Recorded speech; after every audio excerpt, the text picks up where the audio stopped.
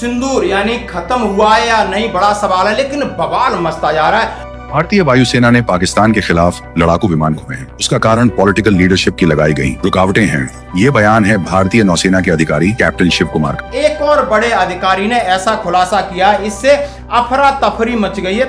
We did lose some aircraft and that happened only because of the constraint given by the political leadership to not attack the military, their air defenses. नेताओं ने तलवारें खींच ली कि आखिर कितने fighter jet गिरे, बताइए हमको। लेकिन नरेंद्र मोदी सरेंडर होने के बाद भी चुप हैं। इन्हें न जिम्मेदारी समझ आती है, न जवाबदेही। न तो आज तक खुद की अध्यक्षता में सर्वदलीय बैठक बुला रहे हैं, न विशेष सत्र बुला रहे हैं, और न सच्चाई बता रहे हैं। और फाइटर जेट गिरे तो राफेल कितने गिरे, मिराज कितने गिरे, कहां गिरे, कैसे गिरे, पायलट कहां है, एग्जिट हुए, पायलट जिंदा हैं या शहीद हुए। ऑपरेशन सिंदूर और सीज फायर से जुड़े ऐसे कई सवाल जिनके जवाब अभी तक नहीं मिले।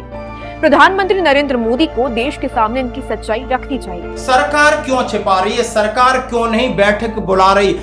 लेकिन नरेंद्र मोदी अपनी जिम्मेदारी से भाग रहे और जवाबदेही से मुंह फेर रहे। ऐसे में सवाल है, प्रधान क्यों नहीं संसद को बुला रही, सरकार क्यों नहीं स्टेटमेंट दे रही? और दोस्तों ये बड़ा हंगामा हुआ है। मंत्री अपनी अध्यक्षता में एक सर्वदलीय बैठक बुलाकर विपक्ष को सच्चाई बताने से क्यों इनकार कर रहे हैं? इस मुद्दे पर संसद का विशेष सत्र बुलाने की मांग को क्यों खारिज कर दिया गया? अब इंडोनेशिया में भारतीय सैन्य अफसर का दावा, पहले पाकिस्तानी सैन्य ठिकानों पर हमले का आदेश नहीं था। दूतावास ने उसके ऊपर क्या बोला? और मैं बात कर रहा हूं कैप्टन शिव कुमार की, और ये कैप्टन शिव कुमार डिफेंस अटैची के बयान पर विवाद इतना हो गया है कि भारत के अंदर हर टीवी चैनल पर इस बात की बहस लगी है कि आखिर पाकिस्तान कह रहा है गिरे हैं, सीडीएस चौहान साहब ने बोले गिरे हैं, गिरते गिरते हम संभल गए थे, तमाम चीजें हमने बदली हैं, लेकिन आखिर गिरे क्यों? गिरे तो कहां गिरे, गिरे तो कितने गिरे, राफेल गिरा या नहीं गिरा, गिरे तो वो कहां है उनका मलबा, सरकार क्यों छिपा रही है? पायलट एग्जिट हुए थे, कहां है पायलट? क्या अंडर ट्रीटमेंट है? क्या पायलट शहीद हो गए हैं? इतना तो है कि अपनी टेरिटरी में गिरे हैं, अपनी ही जगह में पायलट ने नीचे आपने एग्जिट किया होगा, नहीं तो पाकिस्तान पायलट के बारे में जरूर बताता। बट पाकिस्तान हमेशा ये दावा करता रहा है कि गिराए हैं हमने, और गिराए तो अब नया एक बवाल खड़ा हो गया, नया बवाल खड़ा किया है। यानी सैन्य अफसर कैप्टन शिव कुमार ने एक बयान में कहा है कि ऑपरेशन सिंदूर के शुरुआती चरण में भारतीय वायुसेना को पाकिस्तानी सैन्य प्रतिष्ठानों पर हमला करने की अनुमति नहीं दी, उसे सिर्फ आतंकी ढांचे को निशाना बनाने का निर्देश दिया था। इसी वजह से भारत ने कुछ लड़ाकू विमान खो दिए।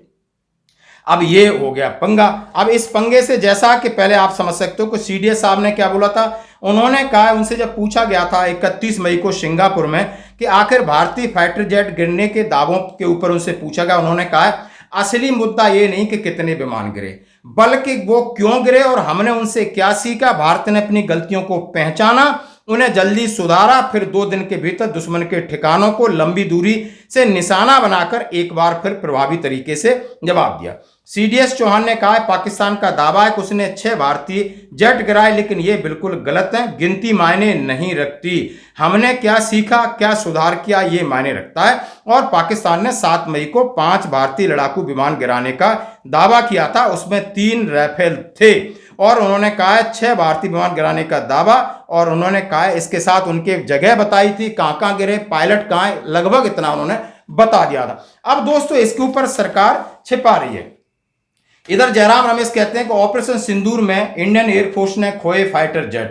कांग्रेस ने इंडोनेशिया में भारत के रक्षा सलाहकार की कथित टिप्पणी का हवाला देते हुए कहा है कि माननीय नरेंद्र मोदी देश को गुमराह कर रहे हैं, सर्वदलीय बैठक को क्यों नहीं बुलाते, संसद का विशेष सत्र बुला करके इस मांग को खारिज क्यों नहीं करते। यानी ये मांग असमंजस में डाल दी और आज टीवी पर बड़ी बहस का सवाल बन गया है। आखिर क्यों, मतलब इन लोगों को यह चिंता है और पूरे देश को लग रहा है कि आखिर वो पायलट कहां है, गिरे तो कितने गिरे, आखिर राफेल को आगे क्या होगा। एयरफोर्स ने कुछ कहा नहीं, लेकिन ये अधिकारी ने, जो कि नेवी के अधिकारी, इन्होंने इंडोनेशिया में है डिफेंस अटैची के बयान से कहा है तो बहुत सारा भूचाल आ गया। भारत ने सबसे पहले पाक एयर डिफेंस सिस्टम नष्ट किया। अब इन्होंने ये भी साथ में किया है कि पहले भारतीय सेना को बोला गया था कि आप सिर्फ आतंकवादी ठिकानों को जाकर के उड़ाओ, यानी पाकिस्तानी सैन्य चीजों को छेड़ना नहीं है। और जैसे ही उन्होंने कहा हम पाकिस्तान आतंकवादी ठिकानों पर हमने जैसे निशाना किया है तो वहां पर हमारे कुछ फाइटर जेट गिरे हैं, लेकिन हमने स्थिति को सुधारा और फिर उन्होंने जो रिटालिएशन किया उसके बाद हमने उनके एयर डिफेंस सिस्टम को खत्म किया। यानी पहले एयर डिफेंस सिस्टम की बार बार बात आ रही, इसका मतलब कुछ न कुछ तो गड़बड़ हुआ है, जैसा किससे लग रहा है। अब इसके ऊपर आप देख सकते हो, लगातार आप वीडियो देखिए किस प्रकार की बात आ रही। कांग्रेस बोल रही सरकार ने देश को गुमराह किया है, कांग्रेस ने सरकार पर देश को गुमराह करने का आरोप लगाया।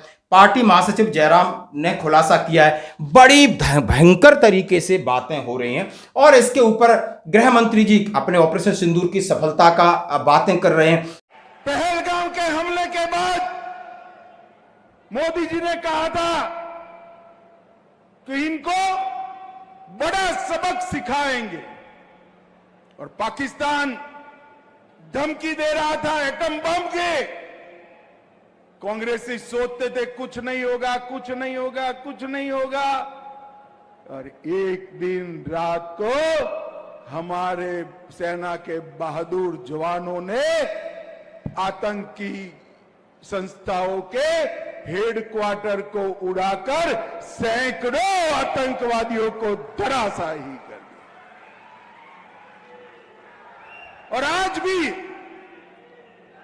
राहुल गांधी कुछ न कुछ सवाल खड़े कर रहे हैं।